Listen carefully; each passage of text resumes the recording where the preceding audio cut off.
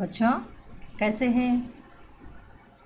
हमें गुब्बारे पर चीता पाठ का स्पष्टीकरण हो गया।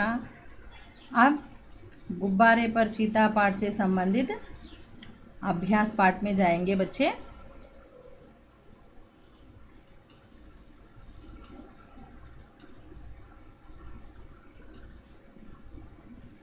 देखिए बच्चे, शब्दार्थ दिए इधर, शब्दार्थ पढ़ेंगे।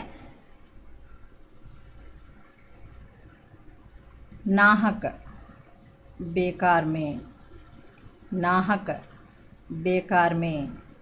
दरिया नदी, दरिया नदी। जानदार ताकतवर, जानदार ताकतवर। सलाह मशवरा राय, सलाह मशवरा राय।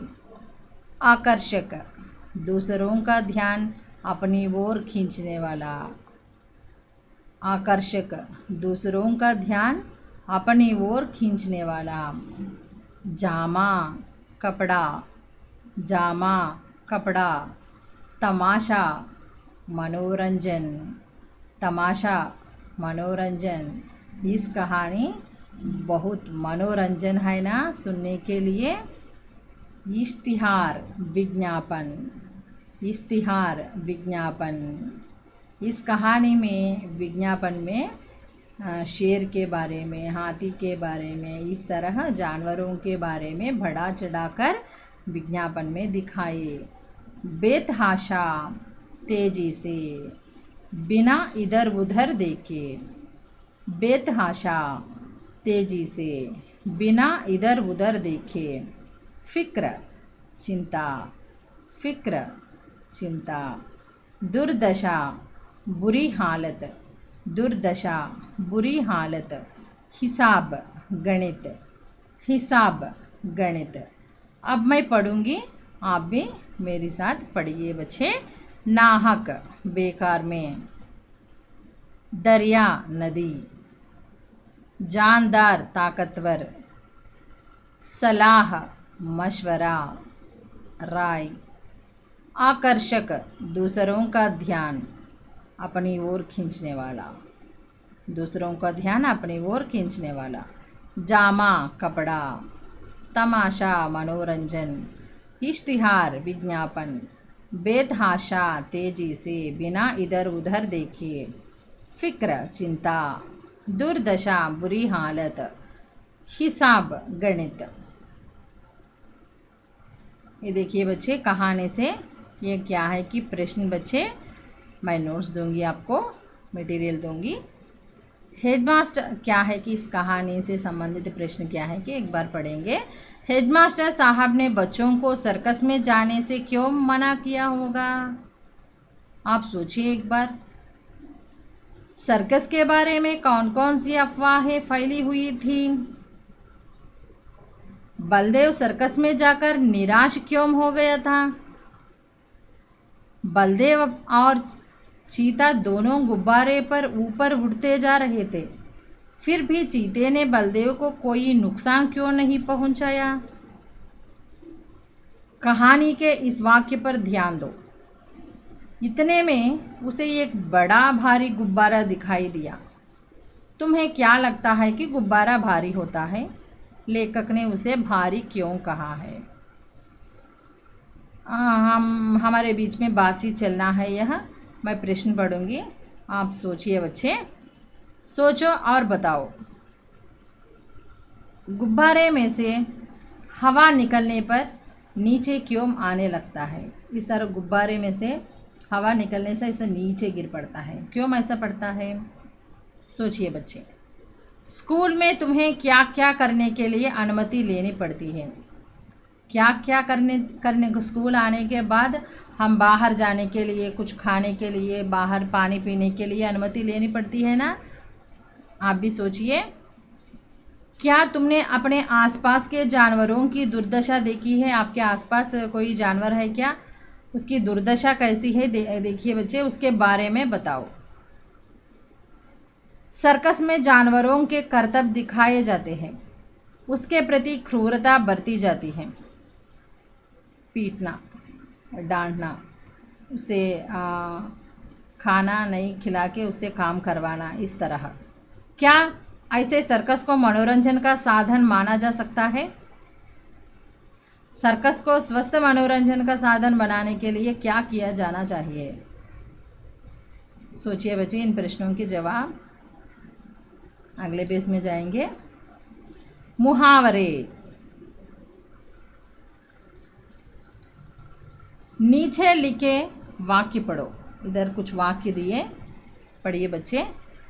उनमें इस्तेमाल हुए मुहावरों को अपने ढंग से इस्तेमाल करके कुछ और वाक्य बनाओ। उनमें इस्तेमाल हुए मुहावरों को अपने ढंग से इस्तेमाल करके, इधर कुछ वाक्य दिए, मुहावरों का इस्तेमाल किए। इधर देखिए बच्चे, रेखांकित किए ना, इस तरह यह वाक्य पढ़िए बच्चे। इन वाक्यों में से इस मुहावरे का उपयोग करके आप भी और एक वाक्य बनाइए।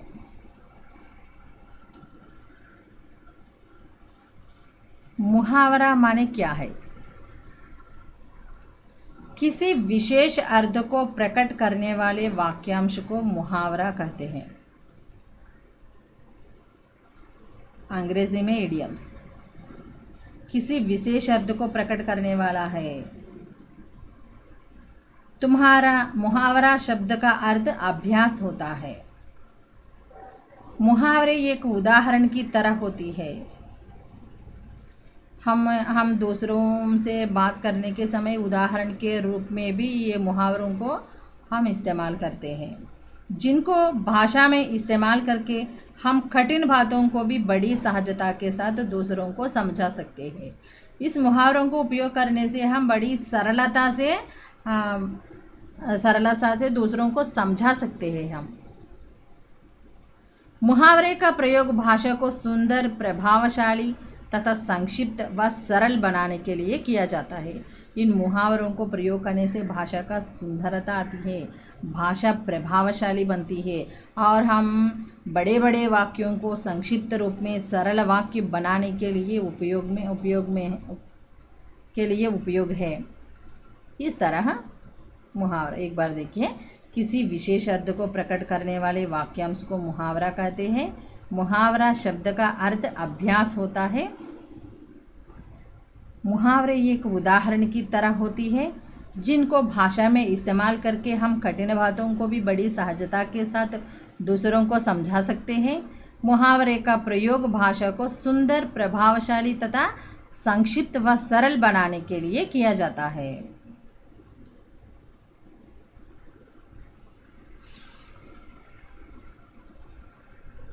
बच्चे ये वाक्य पढ़ेंगे एक बार।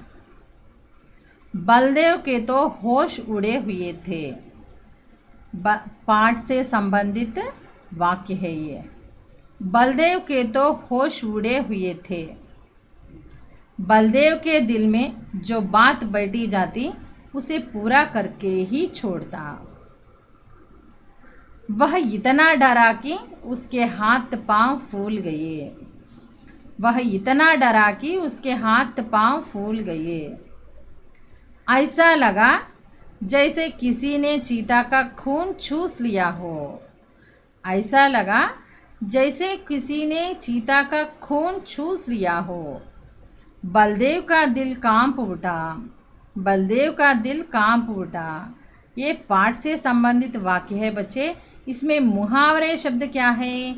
होश उड़े हुए, होश उड़ना, बात बैठ जाती, हाथ पांव फूल, खून चूस लिया, दिल कांप उठा। इन शब्दों को प्रयोग करके हम वाक्य बनाना पड़ेगा।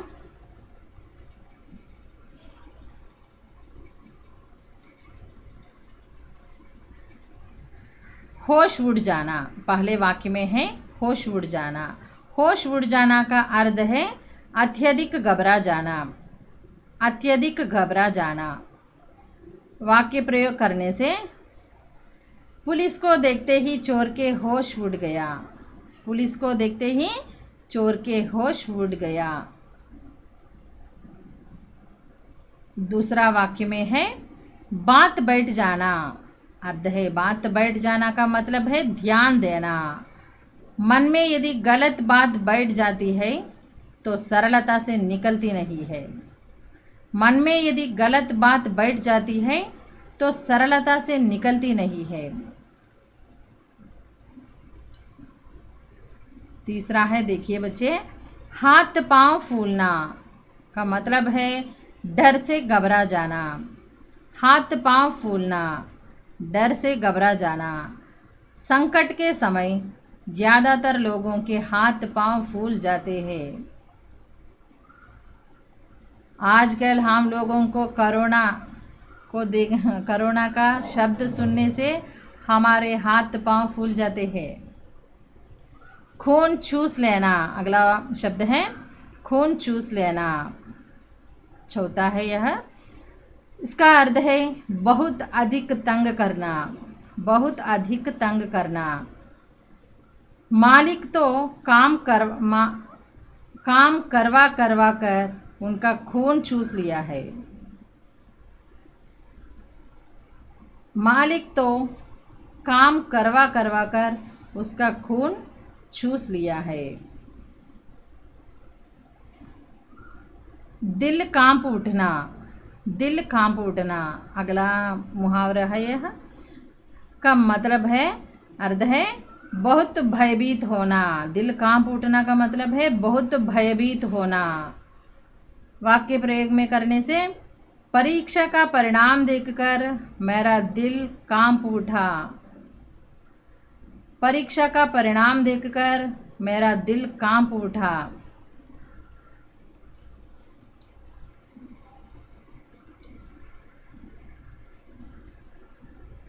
ये हो गया। आपको जो कुछ इधर दिए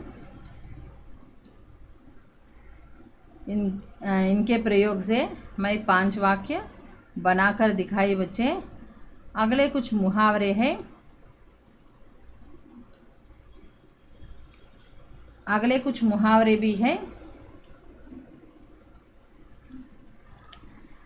बच्चे। मैं कुछ मुहावरे दिए, अगले वीडियो में वे भी देखेंगे बच्चे। धन्यवाद।